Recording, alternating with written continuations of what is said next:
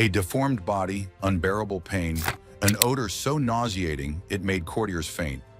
After his death, bodily fluids leaked from his coffin and were lapped up by stray dogs. This was the horrific end of one of history's most feared monarchs. Today we reveal the true story of the death of Henry VIII of England, a tale so grotesque that it is rarely told in all its repugnant reality. Henry Tudor was born on June 28, 1491. When he ascended to the throne at 17, he was considered Europe's most handsome prince. Tall, athletic, with golden red hair and majestic bearing. A Venetian ambassador wrote that he possessed an extraordinary figure and angelic countenance, superior in beauty to any other Christian prince. How then did this exemplar of virility and power end up suffering such a degrading death?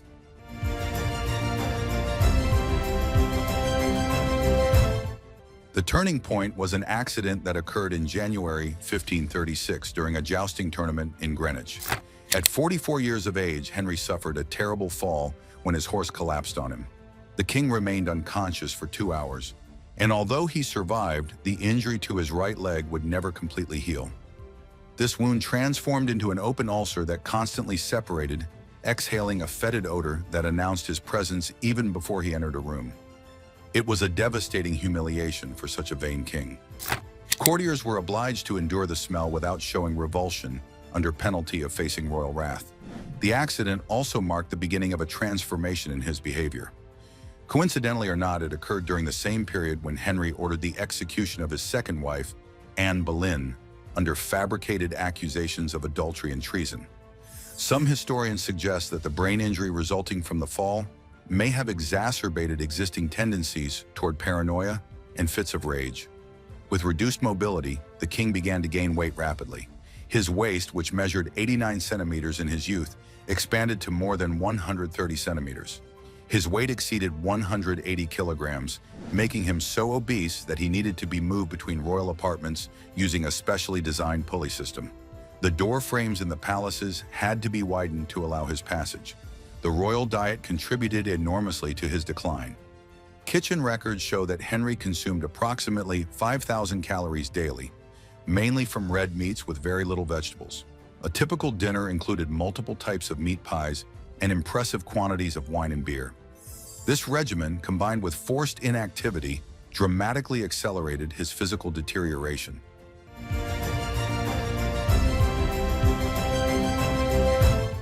The ulcers on his legs worsened over time.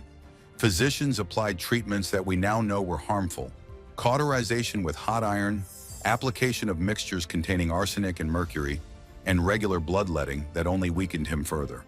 The wounds became so severe that bones were visible through the decomposing flesh. The smell was so nauseating that his presence could be detected 3 rooms away. At 49, Henry married Catherine Howard, a young woman of only 19. He described this marriage as a return to youth. However, the age difference combined with his physical condition made the union a grotesque spectacle. Catherine, unable to bear her deformed and malodorous husband, sought comfort in the arms of a young courtier. When the affair was discovered, the king ordered the execution of both. His last marriage to Catherine Parr in 1543 was more a political arrangement than a romantic one. Catherine assumed more the role of a nurse than a wife, caring for the dying king with surprising dedication, considering the fate of her predecessors.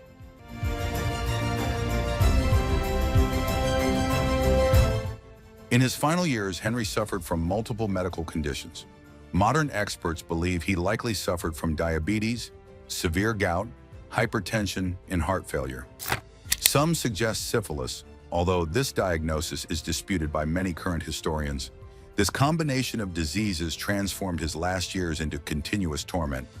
Accounts from the period describe how the king alternated between periods of unbearable pain, during which he screamed and cursed everyone around him, and moments of deep melancholy when he remained motionless for hours.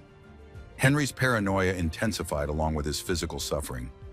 The once brilliant statesman became obsessed with imaginary conspiracies, executing close friends and loyal advisors on unfounded suspicions. Terror dominated the court, as an imprudent comment or a misinterpreted look could result in an accusation of treason. Notably, he ordered the execution of Henry Howard, Earl of Surrey, just 9 days before his own death. His fear of poisoning became an obsession. He implemented an elaborate food security system requiring servants to taste each dish before it reached his table. All utensils were meticulously inspected. This fixation may have been a symptom of his increasing mental instability or the result of recurring minor strokes.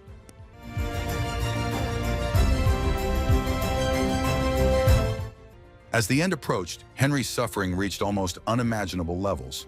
In his final months, he could barely move, even with help. Gangrene had set in his legs, intensifying the already unbearable odor.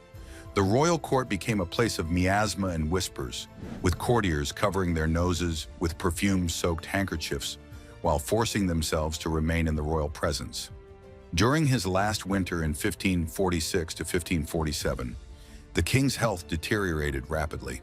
He suffered from recurrent fevers, probably due to septicemia from the numerous infections in his body. His breathing became increasingly difficult, and episodes of delirium became frequent.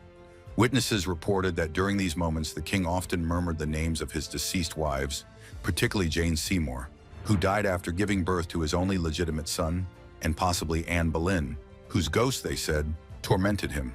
Curiously, despite his obviously terminal condition, no one at court dared suggest that the king was dying. English law considered it treason to predict the monarch's death. So physicians and courtiers maintained the facade that his recovery was possible, even when the smell of decomposition was already emanating from his still-living body on January 27, 1547. Realizing that his end was near, Henry finally allowed Archbishop Thomas Cranmer to be called to his bedside. Unable to speak, he squeezed Cranmer's hand when asked if he died in the Christian faith. This was his last conscious gesture.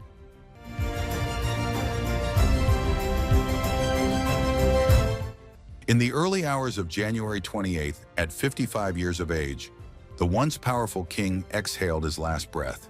But the indignity of his condition did not end with death. Due to his enormous size, a special coffin had to be constructed to contain his remains.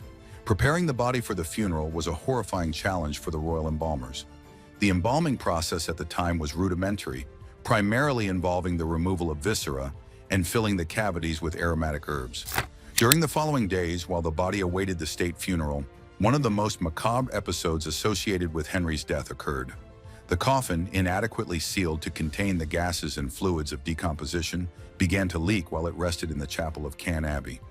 During the night, contemporary accounts describe a disturbing scene.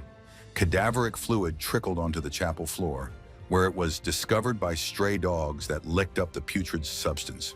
This story, recorded by chroniclers of the time, represents a profoundly humiliating end for a king who had built his image around power, majesty, and divine authority. The mighty Henry, who had defied the Pope, redefined English religion, and sent 2 wives to the scaffold, ended as a mass of putrefied flesh, his body violated by street animals. The funeral finally took place on February 16, 1547, almost 3 weeks after his death. Despite the unbearable smell emanating from the coffin, the ceremonies were conducted with all the pomp expected for such a powerful monarch. He was buried in St. George's Chapel at Windsor Castle, alongside Jane Seymour, the only wife who had given him the much-desired male heir, Edward VI. Ironically, Edward, whose existence had motivated many of Henry's controversial decisions, including the break with Rome, reigned for only 6 years before dying of illness at 15.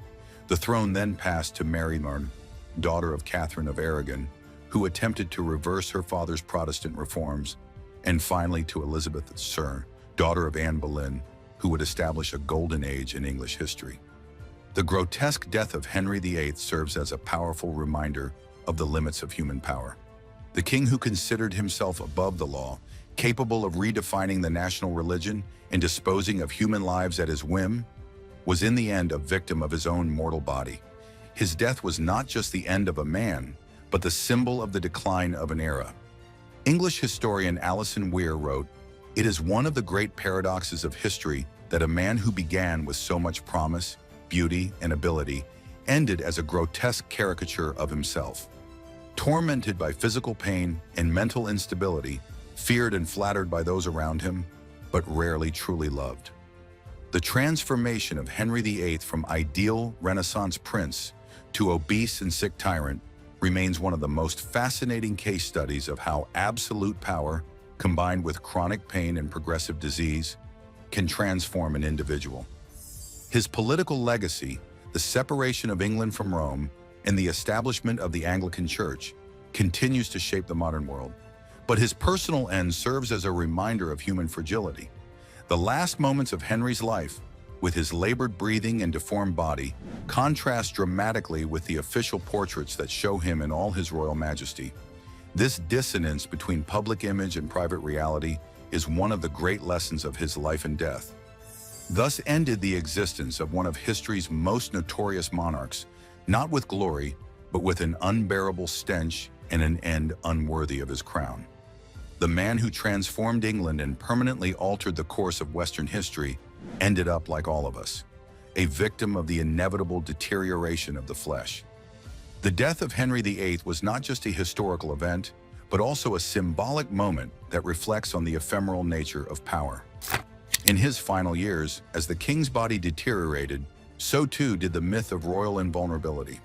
The monarchy, a divine institution that considered itself above the laws of nature, was forced to recognize its own mortality. The final irony in Henry VIII's life is that the man who strove so hard to ensure a male lineage to the point of breaking with Rome and executing 2 wives engendered a fragile son who would die young.